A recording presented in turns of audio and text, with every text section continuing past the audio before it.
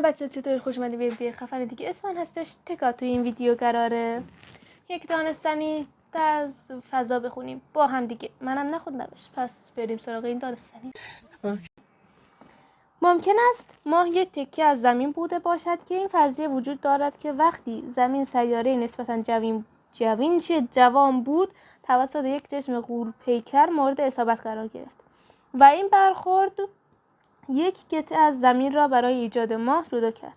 این قطعه سپس در اثر کشش گرانشی شروع به چرخیدن به دور زمین می کند.